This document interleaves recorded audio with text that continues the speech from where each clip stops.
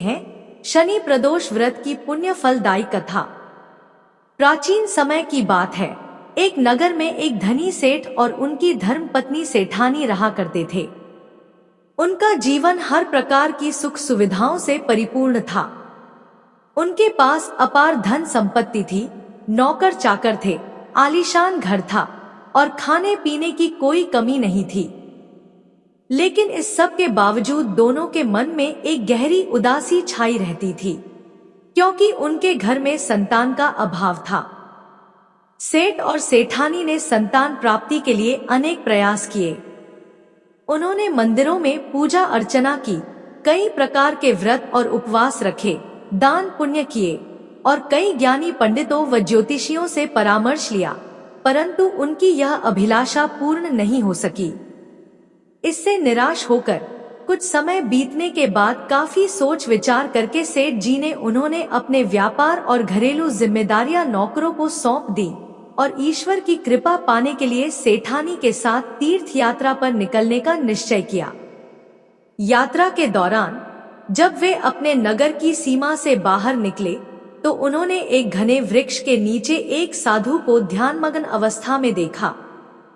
साधु का तेजस्वी चेहरा देखकर सेठ और सेठानी को महसूस हुआ कि यह साधारण व्यक्ति नहीं है। उन्होंने सोचा कि उनकी समस्या का समाधान शायद इन साधु महाराज के पास हो सकता है। सेठ और सेठानी साधु के निकट जाकर विनम्रतापूर्वक बैठ गए और उनकी ध्यान की अवस्था समाप्त होने का इंतजार करने लगे। जब साधु ने अपनी आंखें खोली तो उन्होंने देखा कि सेठ और सेठानी लंबे समय से उनके सामने बैठे हुए हैं।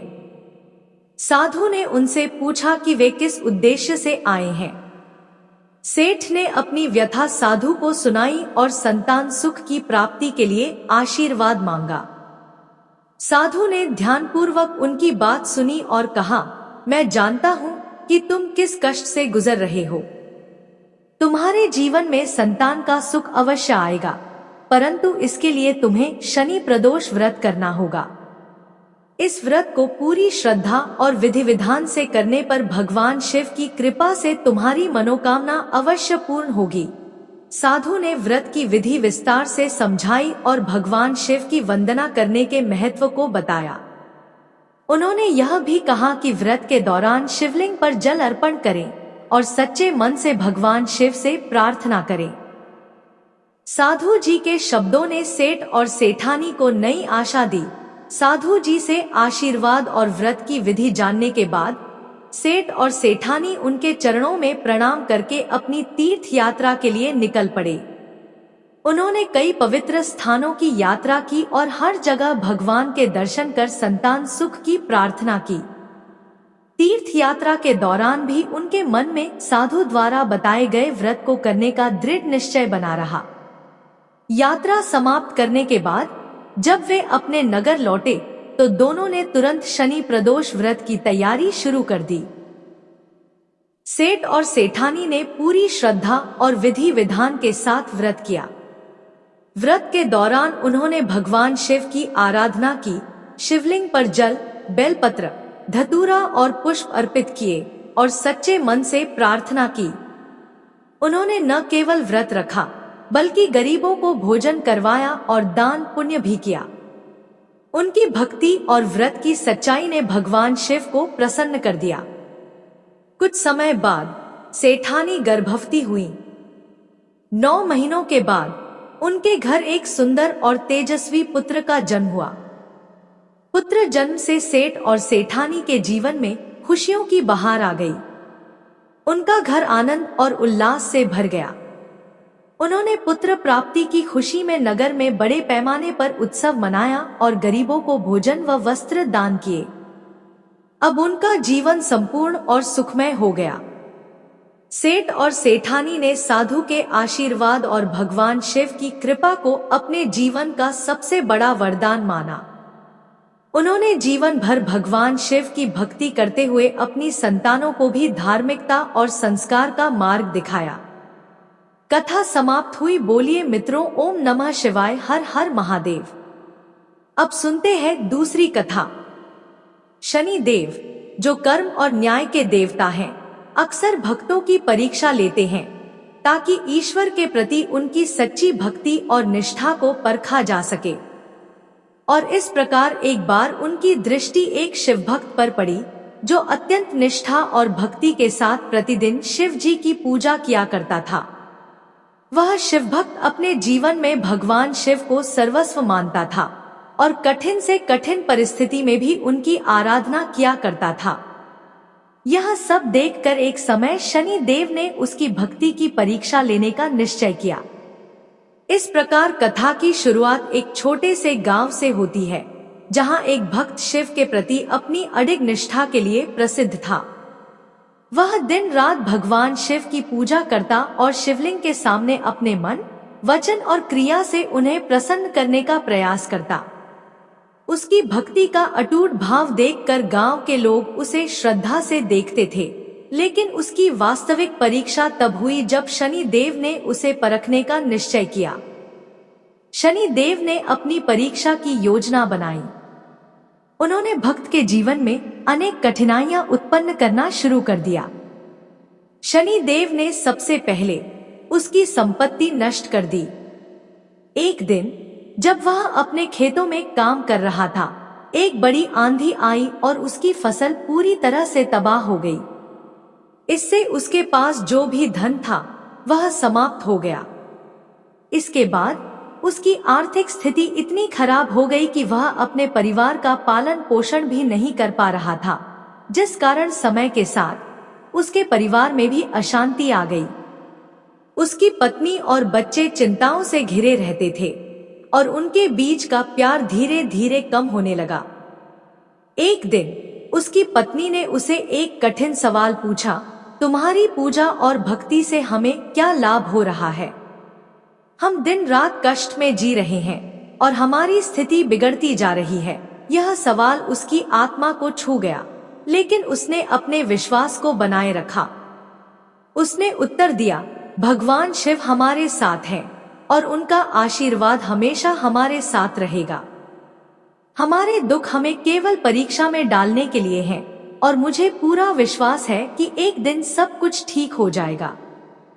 और इस तरह से उस शिव भक्त के जीवन में एक एक करके कठिनाइयां और भी बढ़ने लगी। एक दिन जब वह मंदिर में पूजा कर रहा था, गांव के कुछ लोग उसके पास आए और उसकी भक्ति का मजाक उड़ाने लगे। उन्होंने कहा, तुम्हारी पूजा से क्या होगा? देखो, तुम्हारा पूरा परिवार दुखी है, तुम्हारी संपत्ति चली गई है और तुम एक निर्धन व्यक्ति बन गए हो। लेकिन भक्त ने इन सब बातों को नजरअंदाज किया और भगवान शिव की पूजा में ही डूबा रहा। शनि देव ने भक्त की परीक्षा के दौरान कई रूपों में उसे कष्ट दिए। एक बार जब भक्त ने पूरे मन से भगवान शिव की पूजा की और जलाभिषेक किया, तभी उसके पास एक भिखारी आया। भिखारी ने उससे कुछ भोजन और सहायता मांगी। भक्त ने उसे अपने हाथ से अन्न दिया और कहा, भगवान शिव की कृपा से तुम्हें यह भोजन मिले और तुम्हारा मन शांत हो। इस पर भिखारी मुस्कुराया और कहा, तुम्हारी भक्ति सच्ची है, लेकिन क्या तुम्हें नहीं लगता कि तुम्हारे अपने परिवार के लिए तुम्हें अधिक ध्यान देना चाहिए? भक्त ने उसे उत्तर दिया, मेरा परिवार भी भगवान शिव की कृपा से सुरक्षित रहेगा। मुझे विश्वास है कि एक दिन सब कुछ बदल जाएगा। इसी प्रकार से समय बीतता गया और भक्त की भक्ति में कोई कमी नहीं आई। उसने भगवान शिव की पूजा का सिलसिला जारी रखा और उनके भव्य रूप का ध्यान करता रहा। उसने खुद को न केवल अपने दुखों से उबारने के लिए बल्कि समाज में एक प्रेरणा बनने के लिए तैयार किया। वह जानता था कि यदि उसने ईश्वर पर अपने विश्वास को बनाए रखा तो एक दिन उसका समय जरूर बदलेगा।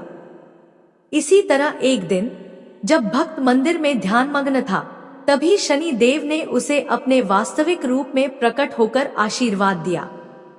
उनका रूप महान और भव्य था और उनकी आंखों में एक विशेष चमक थी।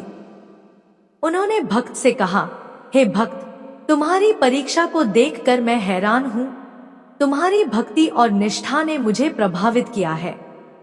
तुम्हारी परीक्षा ने यह साबित कर दिया कि सच्ची भक्ति और विश्वास से हर कठिनाई को पार किया जा सकता है।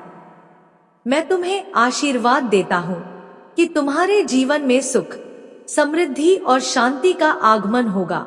शनि देव के शब्दों ने भक्त के दिल को छू लिया। उसने उन्हें श्रद्धा से प्रणाम किया और कहा, हे शनि देव, आपकी कृपा से मैं आज एक नई उम्मीद के साथ अपने जीवन को देख रहा हूँ। आपका आशीर्वाद मेरे लिए अनमोल है। इसके बाद धीरे धीरे भक्त का जीवन बदलने लगा। उसकी आर्थिक स्थिति में सुधार हुआ और वह फिर से अपने परिवार के साथ सुख शांति से रहने लगा। उसके परिवार में प्रेम और आपसी समझ बढ़ गई और उसका गांव भी उसे एक प्रेरणा के रूप में देखने लगा। वह अब लोगों को बताता था कि कठिनाई चाहे जितनी भी बड़ी हो, अगर आपकी भक्ति और विश्वास सच्चे हों, तो कोई भी शक्ति आपको गिरा नहीं सकती। यह कथा हमें यह शिक्षा देती है कि जीवन में आने वाली कठिनाइयां, चाहे वे कितनी भी बड़ी हों, हमें उनसे घबराना नहीं चाहिए। ईश्वर पर अडिग विश्वास और सच्ची भक्ति से हर कठिनाई को पार किया जा सकता है। इस कथा का संदेश है कि सच्ची भक्ति और विश्वास से हर विपत्ति दूर होती है और अंततः सुख, शांति और समृद्धि लौट कर आती है। तो बोलिए मित्रों, जय शनि देव की, जय भोलेनाथ की।